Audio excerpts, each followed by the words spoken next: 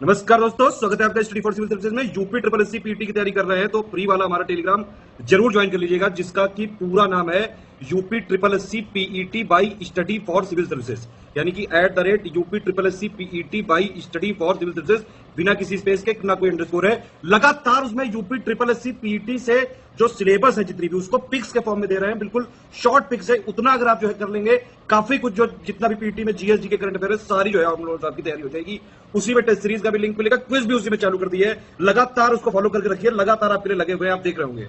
उस ग्रुप की link video के डिस्क्रिप्शन में दी हुई है, जो हमारा डिस्क्रिप्शन में है उसी से ज्वाइन करिएगा। वीडियो के जो डिस्क्रिप्शन में लिंक दी हुई है उसी से ज्वाइन करिएगा, या फिर ये वाला ग्रुप है, देख लीजिए ध्यान से। टेलीग्राम में ये लिख के सर्च करना है UP triple SC PET by study for civil services, बिना किसी स्पेस के। ये वाला ग्रुप है, अपना ध्यान रखिएगा। ये वाला दूसरा कोई चैनल है, इसको ज्वाइन कर सकते हैं आप चाहें तो। ये वाला हमारा मेन चैनल। इंस्टाग्राम में हमारा पेज फॉलो कर लीजिएगा, स्टडी फॉर सिविल .सर्विसेज। इसमें स्टोरी हाईलाइट, जो हाईलाइट हो प्लस पोस्ट जरूर देख करिए। सारे क्वेश्चन अटेम्प्ट करिए और स्कोर अपना जरूर कमेंट करके बताइए कितने आपके क्वेश्चन सही हो रहे हैं।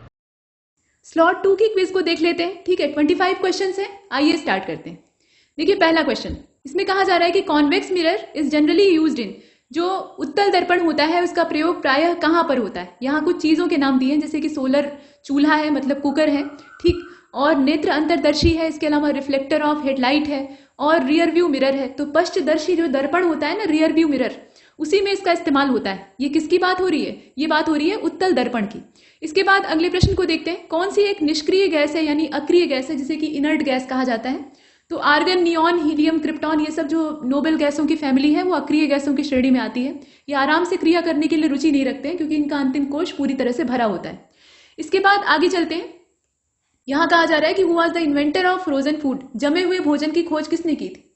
तो ये खोजने वाले क्लॉरेंस बर्डआयर्स थे। यहाँ पे आप नाम देख रहे हैं, ठीक है, बर्ड आइज इनका नाम था असल में। तो नाम अच्छा है, आप याद कर सकते हैं। फ्रोजन फूड मतलब फूड को फ्रोजन करके रखने का, जो प्रिजर्व करके रखने का तरीका है, वो इन्होंने खोजा था।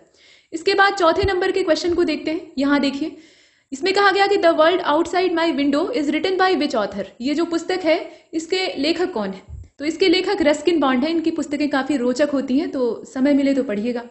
इसके बाद आगे चलते हैं। प्रश्न संख्या 5 में कहा गया कि who appoint governor of state in India. Bharat के राज्य के गवर्नर को, यानी राज्यपाल को, कौन नियुक्त करता है? राष्ट्रपति, क्योंकि वो राष्ट्रपति का ही रिप्रेजेंटेटिव होता है। अगले प्रश्न को देखते हैं। प्रश्न संख्या 6 में कहा गया कि उत्प्रेषण नाम का जो रिट होता है, सुप्रीम कोर्ट या जो कोर्ट की रिटें होती हैं, उसमें आप देखते हैं, उसका मतलब क्या होता है। तो उत्प्रेषण का मतलब होता है प्रमाणित करना या जानकारी देना, टू बी सर्टिफाइड या टू बी इन्फॉर्म, ठीक है, ये वाला। इसके बाद अगले प्रश्न को देखते हैं। प्रश्न संख्या 7 में कहा जा रहा है कि कौन सा पादप हार्मोन या वनस्पति जगत का हार्मोन नहीं है, प्लांट हार्मोन नहीं है, उसको आपको चुनना है। तो यहाँ आप देखें कि ऊपर के तीनों जो है वो पादप हार्मोन है। जिब्रेलिन है, यहाँ जिब्रेलिक नहीं होगा। ऑक्सिन है, इसके अलावा साइटोकाइनिन है, लेकिन थायरॉक्सिन जो है ये मानव शरीर में, मतलब जंतु हार्मोन है, ठीक। बाकी सभी जो है वो पादप हार्मोन। इसके बाद प्रश्न संख्या 8 को देखिएगा। Strait of Malacca separated to which two lands masses, मतलब इसमें पूछा जा रहा है कि दो लैंड मासों को अलग करने वाली ये जो मलक्का स्ट्रेट है, ये यहाँ पर दी हुई है। तो कौन से दो जो स्थल हैं वो यहाँ से अलग होते हैं? मलक्का की जल संधि या जलडमरू मध्य किन दो चीजों को अलग करता है? तो ये अफ्रीका महाद्वीप को यूरोप से अलग करने का काम करता है, या फिर मलय प्रायद्वीप को इंडोनेशिया या जो सुमात्रा द्वीप है उससे अलग करता है, या भारत और श्रीलंका को अलग करता है। तो मलक्का जो स्ट्रेट है वो किसको अलग करती है? Malay peninsula and Indonesia island of Sumatra. ये वाला जो इसका आंसर है वो परफेक्ट, ठीक है, याद रखिएगा। इसके बाद अगले प्रश्न को देखते हैं। यहाँ कहा गया कि nephron is related to which of the following system of human body. तो आप जानते हैं कि नेफ्रॉन जो होते हैं, जैसे हमारे दिमाग में या हमारा जो मस्तिष्क होता है, वहाँ न्यूरॉन्स होते हैं, ठीक है। तो वैसे ही हमारी किडनी फंक्शन जो होते हैं उसमें नेफ्रॉन होते हैं, और ये दोनों चीजें ऐसी होती हैं जो हमें प्रकृति से गिफ्ट में मिलती हैं, और ये फिर से रिपेयर नहीं हो सकती। मतलब एक बार अगर नष्ट हो जाए तो इनका पुनर्निर्माण नहीं होता है, ये समस्या है।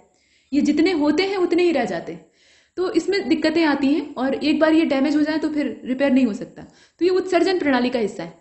इसके बाद आगे चलते हैं। प्रश्न संख्या 10 को देखिएगा। प्रकाश की गति सबसे ज्यादा किसमें होती है? तो प्रकाश की चाल कहाँ पे ज्यादा होती है? निर्वात में होती है, 3 × 10⁸ मीटर पर सेकेंड। इसके बाद प्रश्न संख्या 11 को देखते हैं। Process of losing electron is known as. Electron खोने की प्रक्रिया या इलेक्ट्रॉन देने की प्रक्रिया को क्या कहा जाता है? तो ऑक्सीकरण कहा जाता है, और इलेक्ट्रॉन ग्रहण करने की प्रक्रिया रिडक्शन यानी अपचयन कहलाती। प्रश्न संख्या 12 को देखते हैं। Which among the following is major cause of acid rain, मतलब अम्ल वर्षा के लिए कौन सा इसमें से जिम्मेदार है। तो आप जानते हैं कि कार्बन डाइऑक्साइड ये ग्लोबल वार्मिंग के लिए उत्तरदायी है, ये प्रदूषण के लिए उत्तरदायी है, लेकिन नाइट्रोजन डाइऑक्साइड और सल्फर के जो यौगिक होते हैं वो अम्ल वर्षा के लिए उत्तरदायी होते हैं। अगले प्रश्न को देखते हैं। 13वें में कहा गया कि वर्ल्ड वाइड वेब या विश्वव्यापी वेब जो है उसका आविष्कार किसने किया, मतलब WWW जो है, जो कि आप वेबसाइट से पहले लगा हुआ देखते हैं, उसके खोजकर्ता कौन थे। तो ये टिम बर्नर्स ली थे। कॉमन क्वेश्चन है बच्चों वाला एकदम, जिसने भी कंप्यूटर का एकदम बेसिक नॉलेज लिया होगा वो बता सकता है। इसके बाद क्वेश्चन नंबर 14 को देखिएगा। Who is known as father of Indian unrest, मतलब भारतीय उपद्रव या भारतीय अशांति के पिता किसको कहा जाता है। तो वैलेंटाइन शिरोल ने ये उपाधि बाल गंगाधर तिलक को दी थी, इनके गर्म दिमाग को देखते हुए।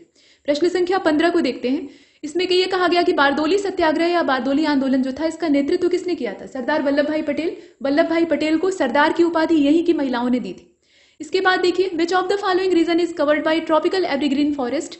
तो आप जानते हैं कि ये वाला जो रीजन है ये कौन सा है, पश्चिमी घाट है। हालांकि भारत में ये वन बहुतायत नहीं है, लेकिन तब भी पाए जाते हैं।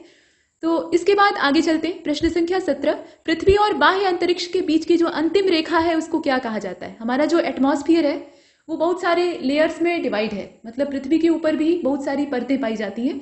तो उसमें जो अंतिम परत होती है जो कि हमारी पृथ्वी और अंतरिक्ष के बीच में सीमा रेखा है, उसको क्या कहते हैं। तो उसको कहते हैं मैग्नेटोपॉस। यहां देखिएगा, मैग्नेटोपॉस कहा जाता है। इसके बाद अगले प्रश्न को देखते हैं। यहां कहा जा रहा है कि निम्नलिखित में से कौन संसद के दोनों में से किसी सदन का सदस्य नहीं होता है, लेकिन वो उसमें महत्व रखता है। तो देखिए, वो दोनों में से किसी सदन का सदस्य नहीं होता है, लेकिन संसद उसके बिना पूर्ण भी नहीं हो सकती। तो वो होता है राष्ट्रपति। ठीक है, संसद का मतलब क्या होता है, लोकसभा, राज्यसभा और राष्ट्रपति तीनों को मिलाकर संसद बनती है। इसके बाद आगे चलते हैं। प्रश्न संख्या 19 को देखिएगा। Who selected the social audit committee under MNREGA scheme. इसका चुनाव कौन करता है। तो चुनाव करने वाला जो व्यक्ति है वो ग्राम सभा होता है, मतलब कोई एक व्यक्ति नहीं होता है, ग्राम सभा स्तर पर इसको इलेक्ट किया जाता है। इसके बाद अगले प्रश्न को देखते हैं। भारत के किस पड़ोसी देश को ड्रक यूल के नाम से भी संबोधित किया जाता है। तो ये भूटान है, भारत का हमदर्द और मित्र। चलिए, यहाँ पे वन संपदा काफी प्रचुर मात्रा में है। 21वें में कहा गया कि इनकरेक्टली जो स्पेल्ड वर्ड है वो आपको तलाशना है। तो इसमें आप देखिए कि जो प्रोपेरिटी लिखा हुआ है ये कुछ गलत ढंग से लिखा हुआ है, ये असल में प्रोप्रिएटरी है। ठीक है, तो इसकी जो स्पेलिंग है वो गलत है यहाँ पे। बाकी जितने हैं उनकी स्पेलिंग एकदम सही है। यहाँ पे मिलिनियर लिखा हुआ है, ओमिशन लिखा हुआ है, फॉरेन लिखा हुआ है, इन सबकी स्पेलिंग में कोई दिक्कत नहीं। इसके बाद अगले प्रश्न को देखते हैं। Select the option which best express the same sentence in passive active voice, मतलब पैसिव एक्टिव वर्जन जो है उसमें से कन्वर्ट करना है। समबडी, यहाँ देखिए सेंटेंस क्या है, सेंटेंस को देख लीजिएगा। Somebody told me that there had been a robbery in the jewellery excavation, मतलब जो जवाहरात या गहनों की प्रदर्शनी लगने वाली है उसमें रॉबरी होने वाली है, ऐसा किसी ने मुझसे कहा।